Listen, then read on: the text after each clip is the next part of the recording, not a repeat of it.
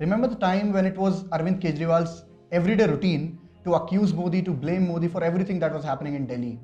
And now, when the Delhi election results have come out, we'll see how it has changed, how it changed after the Lok Sabha elections last year. So Purva, do you remember the time when Arvind Kejriwal was going all out accusing Modi for almost everything that was going wrong or everything that was happening in Delhi? Yeah, I think this change in politics and this approach is very evident. And the first thing that comes to my mind when we think about his Arvind Kejriwal's approach before Lok Sabha elections 2019 is his famous dialogue "Sab Modi ji ki galti hai." There were so many memes and posts about it. I can recall one of the memes where a girl is sitting very sad and heartbroken, and then they show Arvind Kejriwal coming from the back and be like "Sab Modi ji ki galti hai." So all of these things I think somewhere made the entire scenario like a laughing stock. And citizens, like people were really confused as to what is happening. They were unsettled as to what is Kejriwal trying to tell, what is he trying to prove, why is he always blaming, and it was more of like all talks and no work kind of situation there. And in 2015, for example, he said Modi was coward and psychopath. Then during surgical strikes, he demanded the credibility for surgical strike videos. Demonetization also he called a scam. So I think the list is very long here if we take it like that. But all of this blame game took a back seat after Lok Sabha 2019 elections. And the first tweet that came out of that Arvind Kejriwal shared after that, which was on 23rd May, I'll quote what he said. I congratulate Narendra Modi for this historic win and look forward to working together for the betterment of the people of Delhi. So it was a very friendly and not so Arvind Kejriwal-like kind of tweet for Narendra Modi. So I think, this way it was kind of a smart move for him to move away from his previous approach of, pointing out things, this is wrong, to actually, celebrating what is right also in a way. So I think this is where it kind of settles a bit. Also, I remember the time during the whole Thedharma episode when it was, I think it was an 8 to 10 day long episode, and I was in Delhi coincidentally. So I remember how everything was stalled in Delhi and no administrative work was happening in the ministries because all the bureaucrats and IS officers had gone on a strike, and Arvind Kejriwal, CM was in LG's residence on a dharna.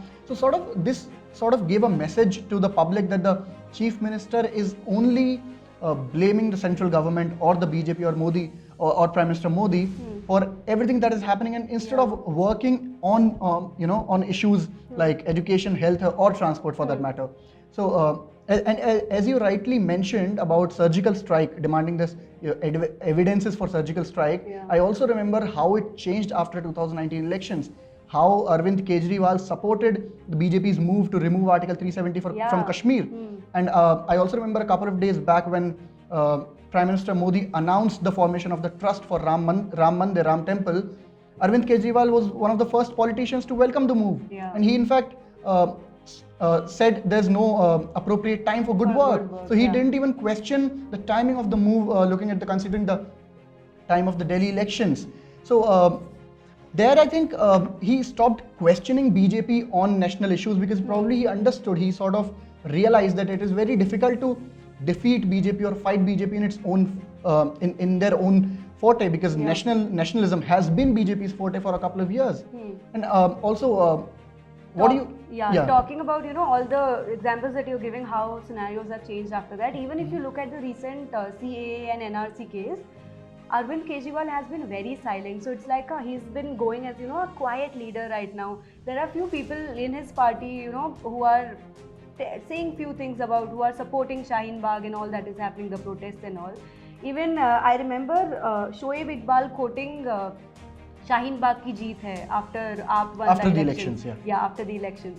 So all of those things, which people are doing those things? These are the other, smaller members of the party, you could say. But Arvind Kejriwal or the party's face in all this is very blank. They are not saying anything.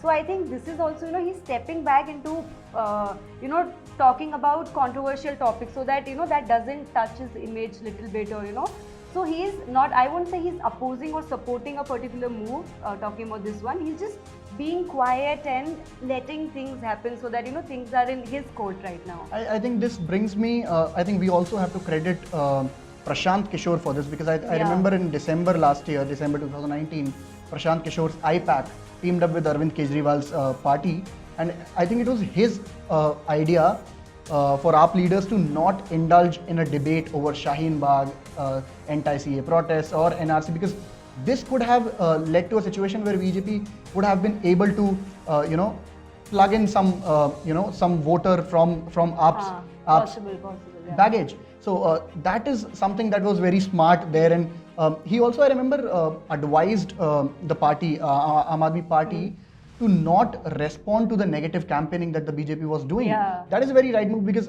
in the entire episode of Shaheen Bagh and the BJP attacking Aam Aadmi Party and questioning their silence, they did not reply to almost anything. Yes. Yeah, and I think one of the replies which I found very witty was when Amit Shah questioned where is the Wi-Fi, Amit Shah said, I tried connecting to the Wi-Fi in Delhi, but my phone's battery drained out because there was no Wi-Fi. And then Arvind Kejriwal very smartly replied by saying, apart from installing Wi-Fi connectivity, we also have free charging ports. So, I mean, that was like a very witty and smart reply from his side. So, yeah, possible, all of this could be credited to one person, but this is how it's been happening now.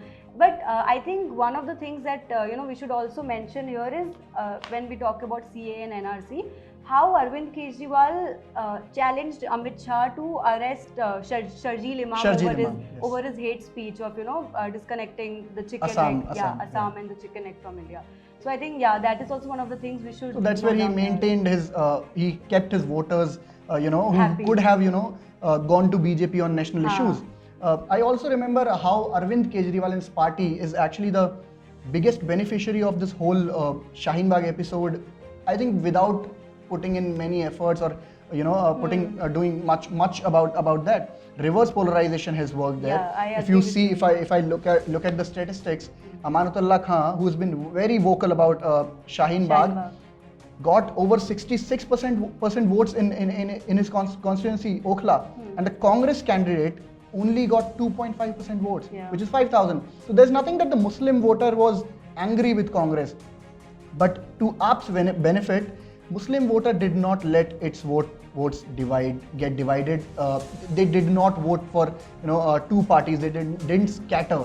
They voted for one party which had the capability and which defeated the BJP. So that's where it got benefited. It got a vote from Congress's side, and BJP couldn't really do much, though it managed to increase its vote share, but it couldn't really harm Aam Aadmi Party in terms of seats and things.